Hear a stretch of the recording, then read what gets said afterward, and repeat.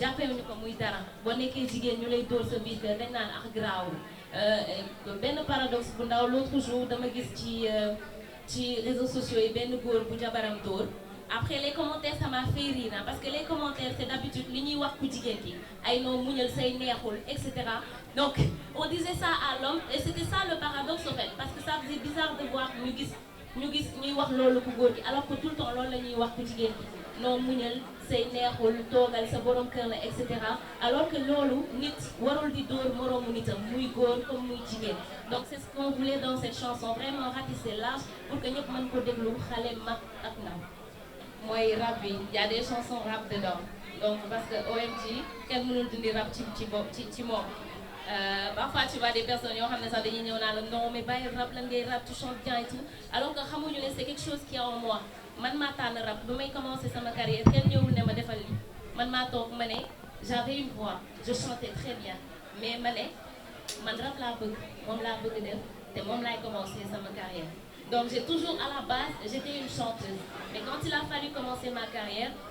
j'ai débuté en tant que rappeuse. C'est loolu ci man la nekk te du ma sa day. Même si je sors un projet boo xamante ne ce sera typiquement ay way. Cet aspect de rap du ma sa jóge ci man parce que loo xamante ne ci yow la bokk ci yow la nekk je pense que ne du ma sa jóge ci yow. Donc que voilà qu'il y ait des chansons ou pas je reste rappeuse et ça c'est à vie. Mais quand même il y a des chansons de rap dedans am na Tic Tac am na tamit Abusé boo xamante ne c'est 2 titres rap dans l'album. Voilà donc Abusé boo jëlee Abusé mi ngi wax ci nit ñi nga xamante ne dañuy dund loo xam ne du ñoom donc dañuy créer seen bopp ay vie wuti ci ay yére yu cher ay dàll yu cher sol ay yére yu cher alors que loolu dañ koy àbb dañuy dem jëli ji ko ci keneen ñëw wane ne lii lañ am ci réseaux sociaux yi wane ne lii la ñuy dund alors que du loolu la ñuy dund donc Abusé ça parle de ça. Des hommes et des femmes qui s'inventent des vies alors que c'est pas leur vie. Donc il y a également des thèmes comme possible wax naa ko fi sànq muy un message d'espoir lancé aux jeunes. Lion blessé qui parle des violences conjugales. T'es pas capable aussi expliquer naa ko fi donc je pense qu'il y a album bi thème bi sax est-ce que ëpp ñu aussi chansons yu fun yi c'est vrai qu'il y a des chansons d'amour mais même ci biir chansons d'amour yooyu mën naa dañ ko développer comme des thèmes parce que boo jëlee lu mel ni Mani tollu nañ ci jamono boo xamante ne dañu jiital xaalis ba fàtte mbëggeel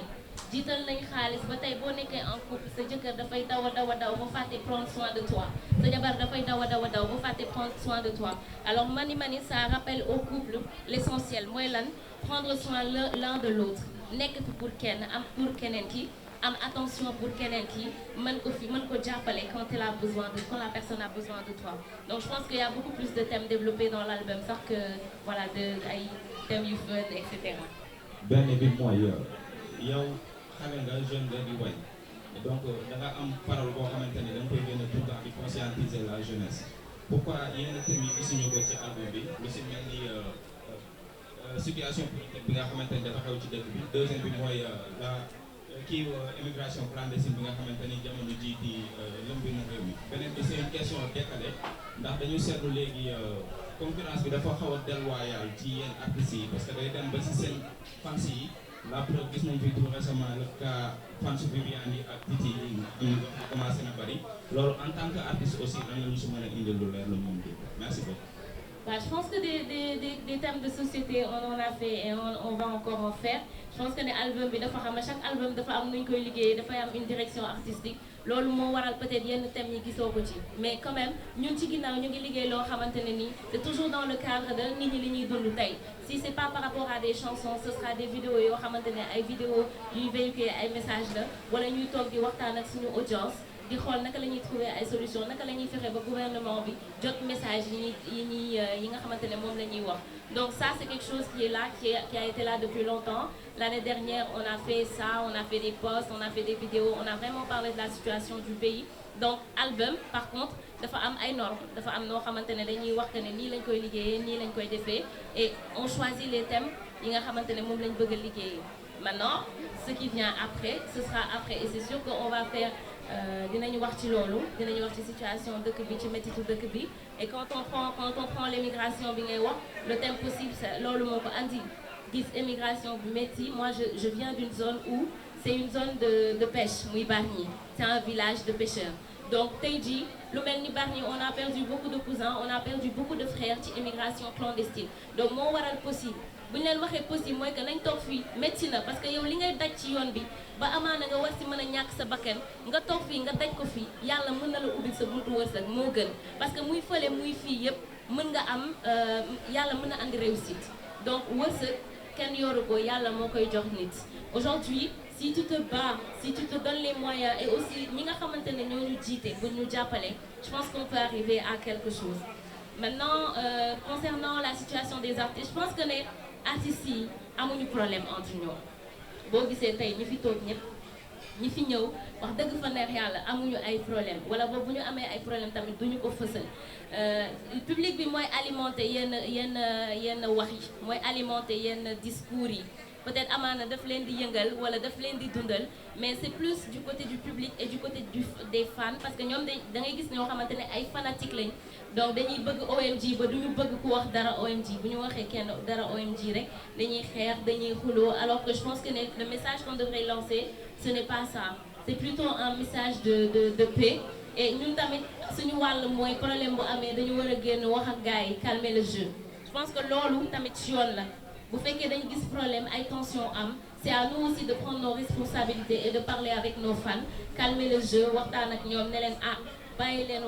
xuloo bi bàyyi leen xeex bi parce que jaru ko man duma nit boo xamante ne damay xuloo duma nit boo xamante ne damay xeex donc ne le faites pas parce que du sama reflet ñun am nañ ci part de responsabilité te loolu la ñu war a def aussi surtout xasante yi oui loolu amul solo amul njëriñ donc te loolu moom wax naa la ko léegi nee naa la c'est plus le public peut-être ak certaines personnes yoo xamante ne ñu ngi ci réseaux sociaux yi di wax doo mës a dégg artistes yi génn di wax mais man peut-être amaana lenn rek laay wax artistes yi suñu mënee génn wax ak seeni fans booy waxal ak say fans ñu nga calmer le jeu nga wax leen que ne li ñuy def amul benn sens nañ xool yow ni ngay doxale yow kenn déggula ci dara kenn doo histoire doo xuloo doo xeex donc noonu nañ comporté woo noonu et nañ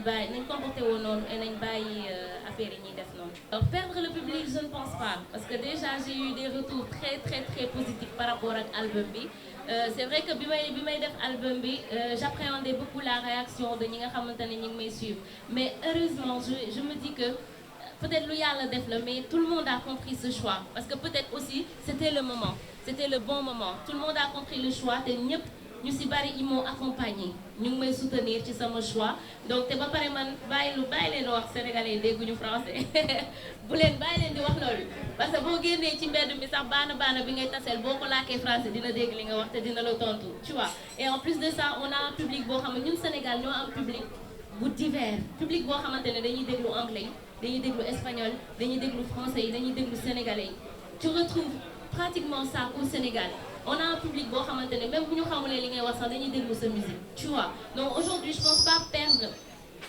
ce public là bien au contraire je pense am public boobu ba pare gagner beneen public boo xamante ne mi ngi biir Sénégal et il s'intéresse pas à la musique qui est là y a un public boo xamante ne tey ñi ngi biir Sénégal ñi ngi dëkk Sénégal dund Sénégal mais dégluñu musique sénégalaise tu vois donc aujourd'hui en gagnant ce public et en ayant toujours le public que j'ai je pense que je gagne beaucoup plus mais franchement je ne pense pas perdre bon ci retour yi ma jot a am wax dëgg fa neex yàlla je pense que c'est beaucoup plus un gain là am sax qu'une perte. Vous savez moi je travaille avec une équipe boo xamante ne chaque jour dañuy toog di waxtaan ku nekk day joxe idée muy beatmaker bi muy photographe bi muy caméraman bi muy styliste bi et tout ñun ñëpp on est une équipe ay idée OMG rek doyul donc moi si j'ai mes idées keneen tamit dafa ñëw ay indi idée ñu jël bi nga xamante ne moo ci gën a baax donc toutes les tenues que vous voyez derrière les vidéos Steph de Carda moo koy def moom laay liggéeyal donc je pense que ne bon peut-être rouge danger bi c'est pour faire peur à Steph c'est peut-être pour faire peur et leur dire que voilà on est là on va attaquer fort mais bon je pense que c'est une question boo xam ne moom moo ci gën a mën a tontu. déjà par rapport ak première question bi muy ndax yomboon na liggéey album bi c'est vrai que yombul woon parce que nekkoon nañ ci période boo xamante ne comme li nga wax on était en période de deuil donc c'était pas très évident mais je pense que c'est quelque chose qu'on devait aussi à DJ Paul parce que comme li ma wax l'idée est venue de lui ñu jógee concert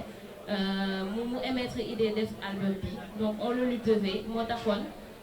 ñu tàmbali liggéey bi mais c'était pas évident c'était pas facile donc liggéey bi ni ma ko doon defee mooy je travaillais beaucoup à la maison donc dañu installer benn home studio à la maison di liggéeyee foofu donc doon woo instrumentistes yi ñuy ñëw foofu doon woo également yeneen artistes yi nga xamante ne liggéey naa ak ñoom ñu ñëw foofu donc je pense que tout s'est pratiquement passé à la maison bu ma doon dem studio aussi benn wala ñaari yoon la doon nekk franchement le travail c'était plus à la maison et avec le petit aussi c'était pas évident donc moo waraloon liggéey bi doon nekk kër ga maintenant je pense que DJ Paul su ma naree wax ci moom conférence de presse bi dafay yàqu parce que lu récent la loo xamante ne ni yàggul torop et mu nekk lu metti loo xam ne ñu ngi koy dund et ñu ngi koy dund ba léegi mu metti si ñun léegi nii bi may yéeg si da conférence ci fii nii maa ngi tombé partie bi ñuy wax ci DJ Paul donc je suis entrée avec des pleurs et beaucoup d'émotions parce que nekk na loo xamante ne nii je pense qu'à vie daf ñuy marqué et à vie il sera toujours dans nos cœurs et c'est une personne boo xam ne mënuñu ko remplacer il reste irremplaçable loolu wax dëgg fa neex loolu laa mën a wax parce que sinon après dina gën a compliqué c'est les boobu aussi